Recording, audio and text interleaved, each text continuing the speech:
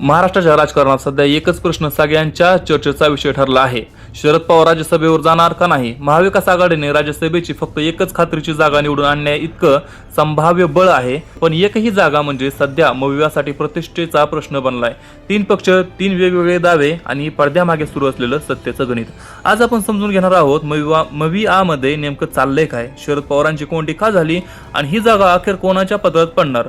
सगळ्यात आधी समीकरण समजून घेऊया राज्यसभेच्या या निवडणुकीत महाविकास आघाडी म्हणजे उद्धव ठाकरे यांची शिवसेना म्हणजे उद्धव बाळासाहेब ठाकरे गट, काँग्रेस आणि शरद पवार यांची राष्ट्रवादी काँग्रेस या तिन्ही पक्षांकडून मिळून फक्त एकच जागा निश्चित जिंकण्या इतकंच संभाव्य बळ आहे.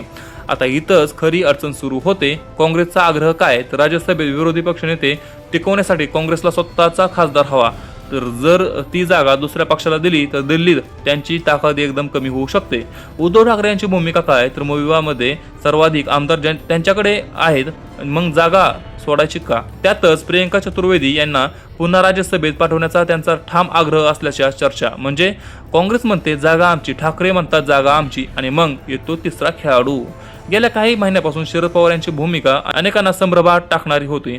मविवासोबत असताना त्यांची जवळीक अजित पवार गटांची वाढताना दिसत होती. राजकीय वर्तुळात चर्चा अशी होती की दोन्ही राष्ट्रवादी काँग्रेसचं विलिनीकरण होणार, शरद पवार गट थेट सत्तेत सहभागी होणार.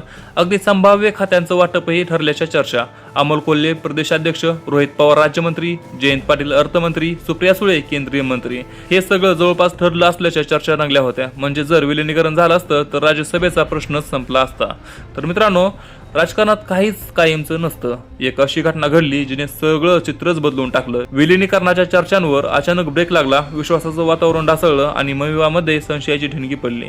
आता प्रश्न फक्त राज्यसभेच्या जागेचा नाही तर विश्वासाचा आहे. जर शरद पवार खरोखरच अजित पवारांच्या जवळ गेले होते तर मविवामध्ये त्यांच्यावर पुन्हा पूर्ण विश्वास ठेवेल का? म्हणजे मविवा त्यांच्यावर पुन्हा पूर्ण विश्वास ठेवेल का? आणि जर ते राज्यसभेला गेले तर तो संदेश काय जाईल? आज परिस्थिती अशी आहे की काँग्रेस माघार घ्यायला तयार नाही, उद्धव ठाकरे आपला दावा सोडायला तयार नाहीत आणि शरद पवारांनाही दिल्लीच्या राजकारणात सक्रिय भूमिका हवी आहे.